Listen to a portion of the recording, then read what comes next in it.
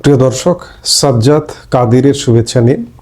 এই মুহূর্তে আপনাদের সামনে কথা বলতে এসেছি চরম নিরাপত্তা থ্রেটে বাংলাদেশ। কিছু খবর দেখুন, খবরগুলো দেখলেই আপনারা বুঝতে পারবেন যে বাংলাদেশ আসলে কতটা নিরাপত্তাহীনতায় পড়ে গেছে। গত 1.5 বছর যাবতই নিরাপত্তাহীন। আপনার যান মাল, আপনার বাড়ি ঘর, কোনো কিছুর নিরাপত্তা নেই। এখন রাতে মানুষ ট্যুর করতে ভয় পায়।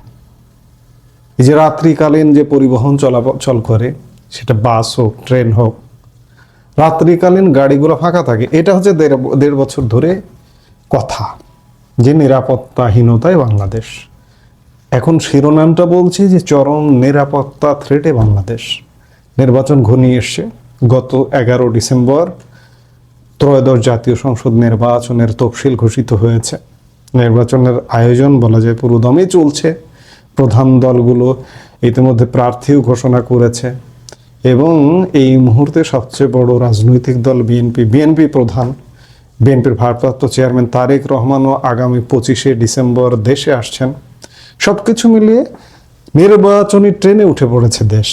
কিন্তু নির্বাচন যত ঘনিয়ে আসছে তত যেন নিরাপত্তা থ্রেট তুমুল বাড়ছে। 11 ডিসেম্বর তফসিল ঘোষিত হলো। 12 ডিসেম্বর শুক্রবারই ঢাকা 8 আসনের একজন স্বতন্ত্র প্রার্থী ইনকিলাব মঞ্চ নামক একটি সংগঠনের প্রধান কর্তা ব্যক্তি, আহ্বায়ক বা প্রধান কর্তা ব্যক্তি ওসমান হাদি গুলিবিদ্ধ হলেন এবং 11-12 তারিখে গুলিবিদ্ধ হয়েছেন। আজকে 18 ডিসেম্বর, এখনো পর্যন্ত তিনি সংজ্ঞাহীন। দেশে চিকিৎসার পরে সংজ্ঞাহীন অবস্থায় তাকে বিদেশে পাঠানো হয়েছে, সিঙ্গাপুরে পাঠানো হয়েছে এবং সর্বশেষ গতকালকে তার মৃত্যুরও খবর ছড়িয়ে গিয়েছিল। জানি না আসলে সঠিক খবর কি তিনি বেঁচে আছেন নাকি মৃত। আজকে এনসিপির আর এক নেত্রীর লাশ পাওয়া গেছে। কদিন আগে নিরাপত্তা ইস্যুকে কেন্দ্র করে বিএনপির একজন প্রার্থী নির্বাচন থেকে নিজেকে প্রত্যাহার করেছেন। সাম্প্রতিক পরিস্থিতিতে নিরাপত্তা শঙ্কার কথা উল্লেখ করে নারায়ণগঞ্জ শহর এবং বন্দর আসনে বিএনপি মনোনীত প্রার্থী ব্যবসায়ী ও ক্রীড়া সংগঠক মোহাম্মদ মাসুদুজ্জামান নির্বাচন থেকে সরে দাঁড়ানোর ঘোষণা দিয়েছেন।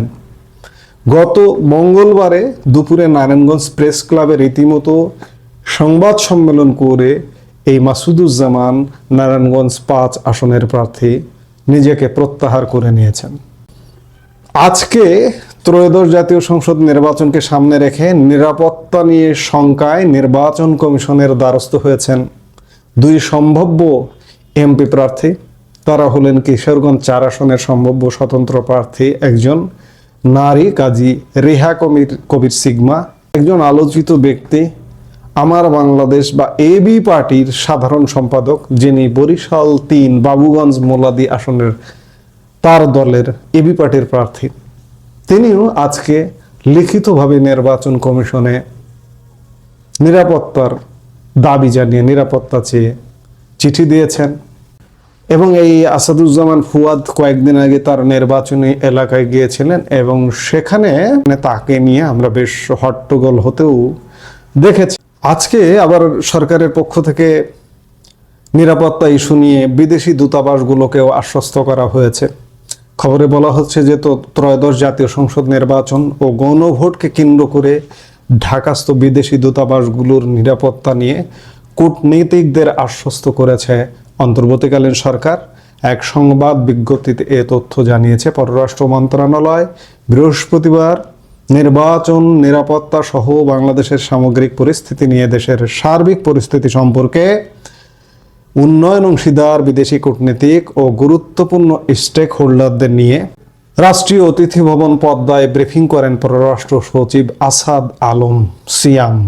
সবাই জানানো হয় নির্বাচন ঘিরে সশস্ত্র বাহিনী সহ আইন শৃঙ্খলা রক্ষাকারী বাহিনী সর্বোচ্চ সতর্ক অবস্থায় রয়েছে এবং যে কোনো পরিস্থিতি মোকাবেলায় প্রস্তুত। আসন্ন সংসদ নির্বাচনে নির্বাচন কমিশন বিদেশি পর্যবেক্ষকদের স্বাগত জানাতে প্রস্তুত রয়েছে বলেও কূটনীতিকদের অভিহিত করা হয় এবং বিভিন্ন দেশকে পর্যবেক্ষক পাঠানোর আমন্ত্রণ জানানো হয়। মানে নিরাপত্তা থ্রেটটা কেমন একবার চিন্তা করুন। প্রার্থীরা নিরাপত্তা চাইছে, এর মধ্যে গুলিবিদ্ধ হয়ে মৃত্যু পথযাত্রী হবারও পরিস্থিতি শোনা যাচ্ছে। গতকাল এক ভিডিও দেখলাম, এনসিপি নেতা হাসনাত আব্দুল্লাহ তিনি তার এক সতীর্থকে বলছেন যে একা একা ঘুরিস না, গাড়িতে বসে তার সতীর্থকে বলছেন একা একা ঘুরিস না, পোলাপান নিয়ে ঘুরিস। তুই একা ঘুরিস না কিন্তু। না না সমস্যা নাই, যান। তুই তোর সাথে পোলাপেন আছে তো? আছে আছে লোক তুই আছে। কিন্তু একা ঘুরিস না। সমস্যা নাই, যান যান যান। তুই হলে আসিস না? হলে